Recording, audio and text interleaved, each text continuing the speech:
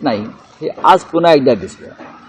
आता ह्याच्यावरती कोण काय भाष्य करणार, पोलीस तपास करतील, चोराला पकडतील, पण तुम्ही अशा किती चोरांना पकडणार आहात? मुळात कायद्याचं उल्लंघन करणं, अशा प्रकारचा हल्ला करणं, ही भीती जी आहे कायद्याच्या संदर्भातली, ही भीती आज कोणाच्याही मनात राहिली नाही। दुर्दैवानं सैफ अली खान सारखा एक कलाकार आहे, त्याच्यावरती हल्ला झाला, गंभीर स्वरूपाचा हल्ला आहे, त्याच्यामुळे आज पुन्हा एकदा सरकार उघडं पडलेलं आहे। नागपूरमध्ये ज्या पद्धतीने पाहिलं तर मानसिक उपचार करणारा एक तज्ज्ञ आहे, त्याच्याकडनं 100पेक्षा जास्त महिलांवरती लैंगिक अत्याचाराचा गुन्हा दाखल झालेला आहे। का कसं काय बघणार? देवेंद्र फडणवीस यांनी बघायला पाहिजे, यात आम्ही काय बघणार?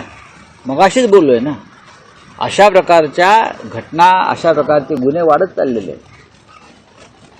आता नागपूर हे मुख्यमंत्र्यांचंच गाव आहे आणि 100 महिलांवरती अत्याचार होईपर्यंत पोलीस काय करत होते? हे काय एका दिवसात झालेलं नाहीत।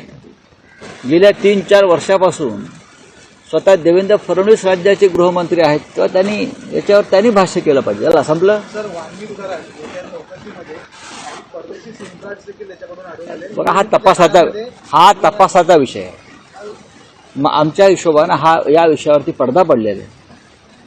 वाल्मिक कराड यांच्या संदर्भात जी लोकांची मागणी होती की त्यांना संतोष देशमुख प्रकरणात त्यांची चौकशी व्हायला पाहिजे, त्यांना मकोका कायद्याअंतर्गत त्यांच्यावर कारवाई व्हायला पाहिजे, सरकारने ती कारवाई केलेली आहे। त्याच्यामुळे ह्याच्यावरती प्रत्येक तपासावरती काय आहे त्याच्यावरती भाष्य देणं आणि तो प्रश्न विचारणं हे तपासामध्ये अडथळे निर्माण करण्यासारखं आहे।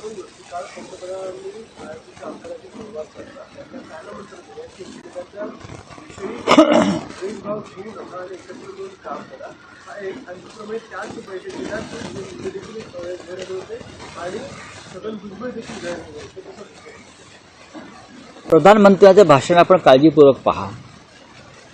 माझ्या माहितीप्रमाणे एक गंभीर गोष्ट आहे, हा राजकीय मेळावा संरक्षण दलाच्या जागेत झाला, नौदलाच्या सभागृहात झाला अशी माझी माहिती आहे। आपण माहिती घ्या, जर इंडियन नेव्हीच्या एखाद्या सभागृहात भारतीय जनता पक्षाच्या किंवा त्यांच्या समर्थक आमदारांचा, खासदारांचा मेळावा झाला असेल तर ही संधी इतर पक्षांना मिळणार आहे का? की लष्कराच्या, हवाई दलाच्या, नौदलाच्या जागेत, सुंदर जागेमध्ये खानपान सेवेसह हा मेळावा जर झाला असेल असं मी ऐकतोय, आज वृत्तपत्रात बातम्या सुद्धा आहेत, तर ती गंभीर आहे। मग या